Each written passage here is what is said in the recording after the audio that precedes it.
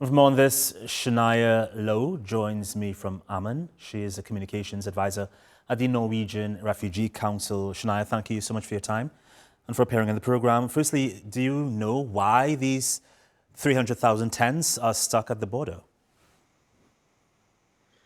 Well, shelter materials are being denied largely in part because the organizations such as the Norwegian Refugee Council, where I work, are not being permitted to bring in any aid.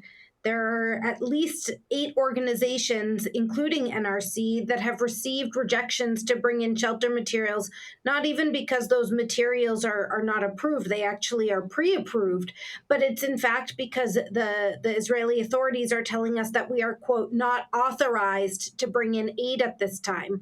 Of course, many of us, including NRC, have valid Israeli registrations. We've been working in Gaza and the rest of the occupied Palestinian territory for years, and yet we're being obstructed from bringing in our aid. We're calling on the Israeli authorities to remove these arbitrary restrictions and to allow us to bring in the life-saving shelter materials and other materials that we have waiting to enter, sitting in Egypt, sitting in Jordan, sitting in Israel, that can help to save lives and provide some relief to Palestinians in Gaza who have faced 2 years of horrific bombardment and death and destruction. I can really sense your frustration there, Shaina. It's totally understood from a global perspective. But if Israel is saying that you're not allowed at this time to bring this aid in, including these 300,000 tents, how much closer to winter will you finally be allowed? Has Israel given any indication when you will be allowed to have these vital supplies cross the border?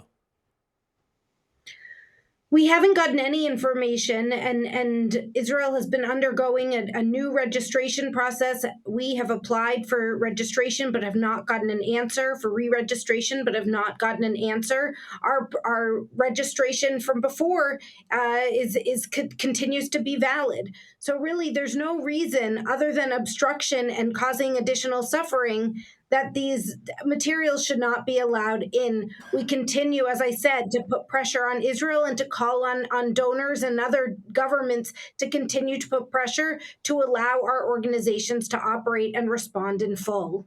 All right, we'll keep following this story. Appreciate your time, Shaina. Thank you. Thank you.